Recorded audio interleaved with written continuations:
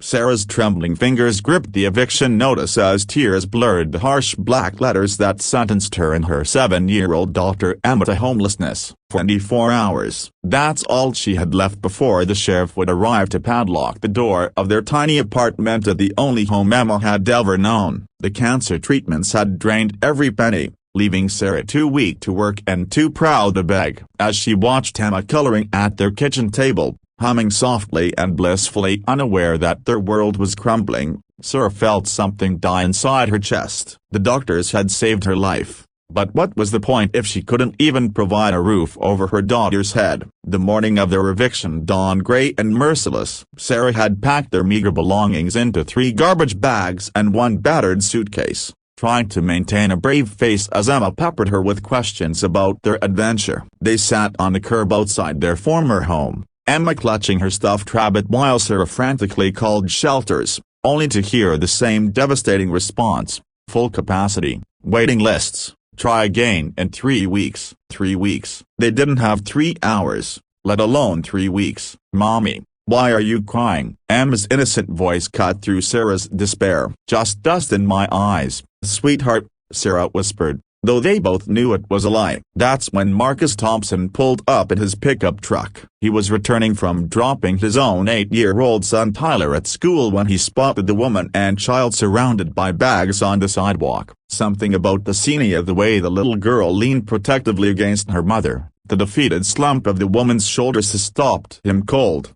Marcus knew heartbreak intimately. 2 years ago, his wife Rebecca had died in a car accident, leaving him to navigate single parenthood while managing his small construction business. The raw grief in the woman's posture was unmistakable. It was the same look he'd worn for months after Rebecca's funeral. He parked and approached slowly, his work boots crunching on the gravel. "Excuse me, ma'am. I don't mean to intrude, but are you okay? Do you need help?" Sarah looked up at the tall man with calloused hands and gentle eyes, and something inside her cracked. Maybe it was the genuine concern in his voice, or the way he crouched down to Emma's eye level when he spoke to her, but for the first time in months, she told a stranger the truth. "We got evicted," she said simply. "I had cancer, missed work, fell behind on rent. I've called everywhere. There's nowhere for us to go." Marcus felt his heart clench. He thought of Tyler, safe at school, with a warm home to return to that evening. He thought of Rebecca, who had always said that kindness was the only currency that mattered in this world. Without hesitation, he made a decision that would change 3 lives forever. "You're coming home with me," he said firmly. Sarah's eyes widened. We can't impose on a stranger. You don't even know us." "I'm Marcus Thompson," he said, extending his hand. "I have a house with spare bedrooms and a son who could use a friend." "What's your daughter's name?" "Ma," Sarah whispered, overwhelmed by this unexpected lifeline. "Ma, would you like to see Tyler's treehouse? He built it with his dad last summer." Emma nodded eagerly, and just like that, they loaded the bags into Marcus's truck. The first few days were awkward and tentative. Sarah insisted on sleeping on the couch despite Marcus's protests,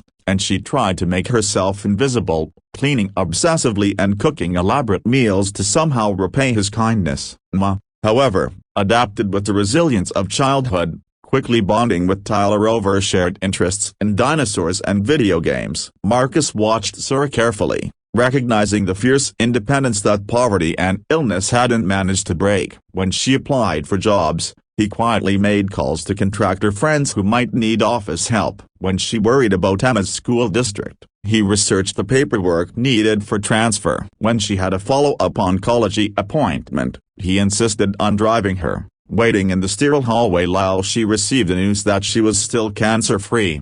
The turning point came 3 weeks later. Sarah had finally found a job, a part-time data entry that barely paid minimum wage, but it was a start. She was preparing to look for a cheap apartment when Emma came running into the kitchen, tears streaming down her face. "Tyler said we have to leave," she sobbed. "He said his daddy's house isn't our house." Sarah's heart shattered as she gathered Emma into her arms, shooting an apologetic look at Marcus, who had just walked in from work. But Marcus surprised her by kneeling down beside them both. "Tyler's wrong," Marcus said gently. "This is your house too, for as long as you need it to be." That evening, After the children were asleep, Marcus found Sarah on the back porch, staring at the stars. "I can't keep taking advantage of your kindness," she said without looking at him. Marcus sat beside her on the porch swing Rebecca had picked out years ago. "You know what Rebecca used to say?" she said. "Home isn't a place yet, it's the people who choose to love you even when they don't have to." Sarah turned to face him,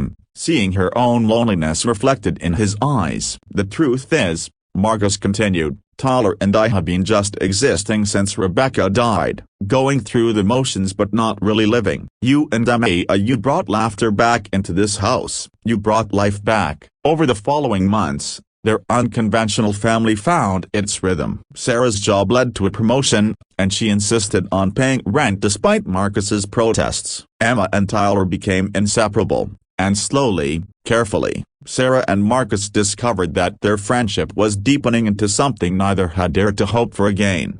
The moment that sealed their fate came 8 months after that first morning on the curb. Emma had been struggling with nightmares about becoming homeless again, and one particularly bad night, she crawled into bed with Sarah, whispering her fears into the darkness.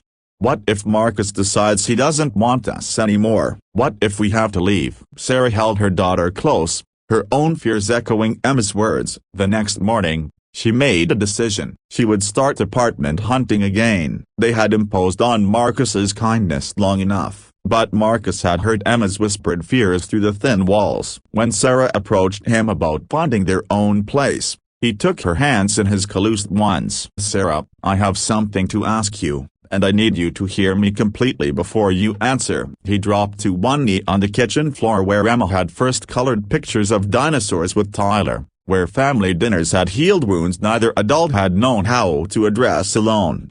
"I'm not asking because I feel sorry for you, or because it's convenient, or because the kids get along. I'm asking because somewhere between that first morning and right now, you became the heartbeat of this home. You became my heartbeat." Sarah's hands flew to her mouth as Marcus continued. "Marry me, not because you need a place to live, but because I need you in my life. Because Tyler needs Emma as his sister, and Emma needs to never worry about having a home again. Because Rebecca would have loved you both, and because I love you both." Through tears of joy, Sarah whispered yes. 6 months later, as Sarah walked down the aisle of a small church filled with friends from Marcus's construction crew and families from the children's school, she thought about that morning on the curb when her story had seemed over. The eviction notice that had felt like an ending had actually been a beginning of the first page of a love story written by a man who understood that sometimes the most profound act of love is simply showing up when someone needs you most.